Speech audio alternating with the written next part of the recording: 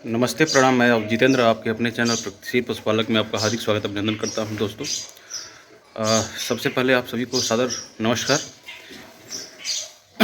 दोस्तों, कल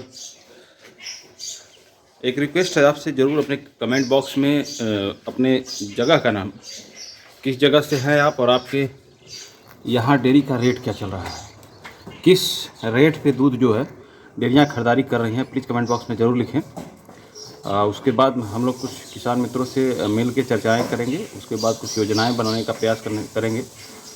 इसमें जितने भी पशुपालक हैं, जितने भी डेयरी संचालक हैं, सबको एकजुट होना होगा, क्योंकि जो स्थिति इस समय चल रही है डेयरियों की, उस स्थिति में अगर हम चाहें कि अपनी डेयरी का खर्च, अपने फार्म का मैनेजमेंट सही ढंग से कर पाए तो पॉसिबल नहीं है, संभव नहीं है। किसान के पास एक बात याद होगी आप लोगों को, पंजाब या हरियाणा में इसी तरह की स्थिति बन गई थी और उस समय जितने भी पशुपालक थे वो अपना दूध जो है पूरा गिरा दिए, जानवरों को पिला दिए, लेकिन वो दूध डेयरियों को नहीं दिए क्योंकि उनके हिसाब से रेट नहीं था।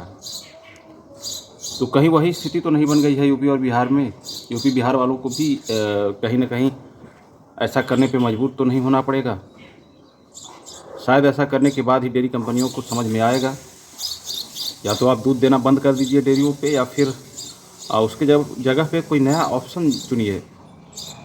अपने दूध का कुछ प्रोडक्ट बनाइए, जैसे घी हुआ, पनीर हुआ, छेना हुआ, इस तरह का कुछ प्रोडक्ट बना के, खोआ हुआ। खोआ की स्थिति तो कहा ही नहीं जा सकता। इस समय इतना मिलावट हो रहा है, इतना मिलावट हो रहा है कि इस समय जो है कि मंडियों का रेट 150-60 रुपये केजी। कुछ हैं खुजहारे जो दूध दूसरों का नाप के अपना भूजते हैं, तो बता रहे थे कि 160-70 रुपये मंडियों में खोआ बिक रहा है। तो ऐसे में वो क्या रेट देंगे? आप दूध प्रोडक्शन करते हैं, हम दूध प्रोडक्शन करते हैं, इस दूध को प्रोडक्शन करने में कितना खर्च आ रहा है, इसको तो हम लोग समझ रहे हैं।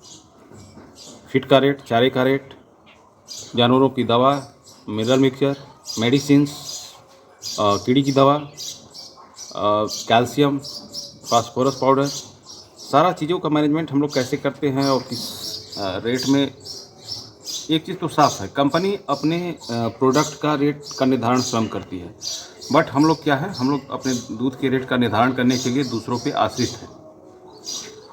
तो इस चीज़ पे कुछ विचार करना होगा सारे किसानों को एकजुट होकर, और ये बहुत ज़रूरी है, वरना ये पशुपालन का कार्य, बहुत सी डेयरियाँ, कहा जाता है ना कि बहुत सी डेयरियाँ खुलती हैं और बंद हो जाती हैं।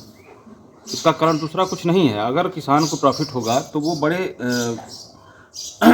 खुशी से, बड़ी इच्छा से, एक लंबी सोच लेके डेयरी को खोलता है और डेयरी का संचालन करने का प्रयास करता है। लेकिन जब उसके दूध का उचित मूल्य नहीं मिल पाता है, तब कहीं ना कहीं वो निराश होता है, जब वो घाटा में जाने लगता है, और उसके बाद वो डेयरियों को बंद करने का निर्णय ले लेता है। तो इस तरह से कुछ पशुपालक भाई सोचें क्या किया जाए, किस तरह से जो है, मार्च का महीना आने वाला है।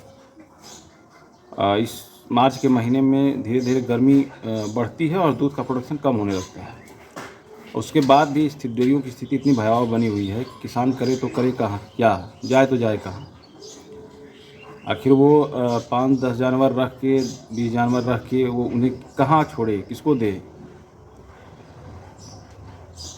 और किसान ये सोचता है कि मैं भूखा रह जाऊंगा, ठीक है, लेकिन हमारे पशुधन जो है वो भूखे न रहे। क्या वो कर्ज लेके उन्हें खिलाए या फिर जैसे भी खिलाए, वो खिलाने का प्रयास करता है और वो कर्ज में दबता चला जाता है।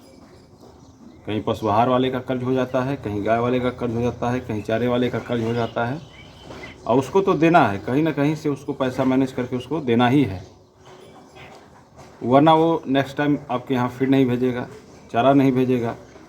उस स्थिति में आप क्या कर सकते हैं? कुछ नहीं कर सकते। बात साफ है, किसानों को एक मंच पे आना होगा और एक मंच पे आके इसके खिलाफ एक धरना प्रदर्शन कर सकते हैं, या अपने जो क्षेत्र के नेता हैं उनसे मिलके, और या तो फिर सरकार की तरफ से कुछ सब्सिडी दिलाई जाए किसानों को पर लीटर के हिसाब से, तब जाके कहीं ना कहीं कुछ किसानों को राहत मिलेगी।